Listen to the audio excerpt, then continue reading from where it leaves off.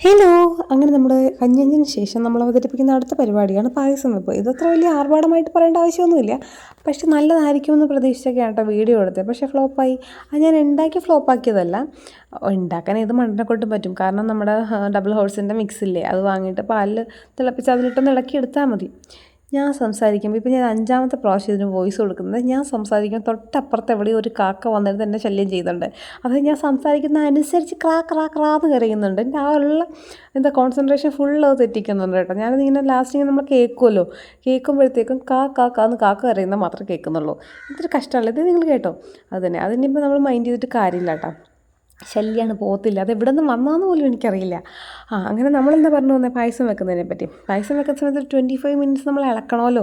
ആ ഇളക്കേണ്ട സമയം വന്നപ്പോഴത്തേക്ക് ഞാൻ അങ്ങോട്ട് ഒഴിഞ്ഞേ. അതായത് ഞാൻ പറഞ്ഞു എനിക്ക് ഈ ഇളക്കുന്നതൊന്നും വലിയ ഇഷ്ടമല്ല, ഇളക്കാൻ എടുക്കാൻ ഇവനാ. അതുകൊണ്ട് ഞാൻ പറഞ്ഞു ശംഖു ഓടി വായോ എന്ന് പറയാം. അപ്പോൾ ഇവൻ എന്താണെന്ന് അറിയാനുള്ള ആവേശത്തിൽ വന്നതാണ്. അപ്പോഴാണ് പണി കൊടുക്കാനാണെന്ന് മനസ്സിലായത്.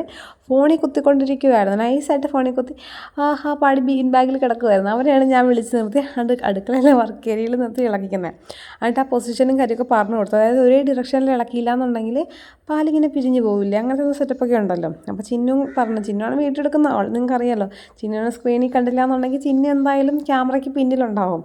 അതെ, ക്യാമറയുടെ പിന്നിലുള്ള കരങ്ങൾ ചിന്നുവിൻ്റെയാണ്. അപ്പം ഇതെല്ലാം ഇളക്കുന്ന സമയത്ത് അവിടെയെല്ലാം ഒന്ന് നീറ്റാക്കിയേക്കാം, ഇനി വൃത്തികേടായിട്ട് കിടക്കണ്ടല്ലോ എന്ന് വെച്ചിട്ട് പാലിൻ്റെ ആ കവറും എല്ലാ കവറുകളൊക്കെ പെറുക്കി മാറ്റി. എന്നിട്ട് ഞാൻ ഇവൻ ഇളക്കുന്ന സമാധാനത്തിൽ അങ്ങനെ നിൽക്കുക. പക്ഷേ ഞാനിതിൽ സ്പൂണാണല്ലോ ഇട്ടിരിക്കുന്നത്, അപ്പോൾ കുറച്ച് കഴിയുമ്പോൾ ചൂട് പിടിക്കും. സാധാരണ കറിയൊക്കെ ഉണ്ടാക്കുമ്പോൾ സ്പൂൺ ഇടുമ്പോൾ വലിയ കുഴപ്പമില്ല. ഞാൻ ചിലപ്പോൾ ചിക്കൻ കറിയൊക്കെ വളരെ കുറച്ചല്ലേ ഉണ്ടാക്കുള്ളൂ, അപ്പോഴും ഞാൻ സ്പൂണാണ് ഇടാറ്. അപ്പോൾ ചൂട് പിടിച്ചു എന്ന് പറഞ്ഞിട്ട് എന്നെക്കൊണ്ട് തവി എടുപ്പിച്ച സമയം കൊണ്ട് അവൻ പോയി, അവൻ മുങ്ങി എന്ന് വേണമെങ്കിൽ പറയാം. എന്നിട്ട് പിന്നെ അപ്പോൾ അടുത്താൾ വന്നപ്പോൾ അടുത്താളെ കൊണ്ട് ഇളക്കിച്ചു. പിന്നെ കണ്ണന് വലിയ പിടുത്തമൊന്നുമില്ല, ഇത് ഇളക്കാനും അറിയില്ല, ഒരു കുന്തം അറിയില്ല. അപ്പോൾ അടുക്കള കാണുന്നത് തന്നെ ഭക്ഷണം എടുക്കാനോ എന്തെങ്കിലും ആയിരിക്കും എന്ന് സ്വാഭാവികം, നിങ്ങൾക്ക് അറിയാമല്ലോ.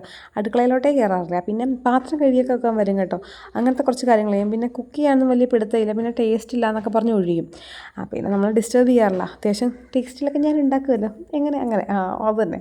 അങ്ങനെ പിന്നെ എൻ്റെ പായസത്തിൻ്റെ പരിപാടിയൊക്കെ ഏകദേശം തീർന്നു. പക്ഷേ അട്ടർ ഫ്ലോപ്പായിരുന്നു ഗൈസ്, അട്ടർ ഫ്ലോപ്പ്. അതെൻ്റെ കുറ്റം കൊണ്ടല്ല, ഞങ്ങൾ ഇളക്കി ആരുടെയും കുറ്റം കൊണ്ടല്ല.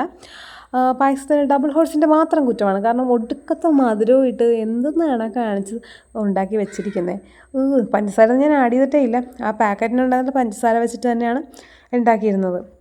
അത് മിക്സാണല്ലോ, അപ്പോൾ നിങ്ങൾക്ക് അറിയാമല്ലോ.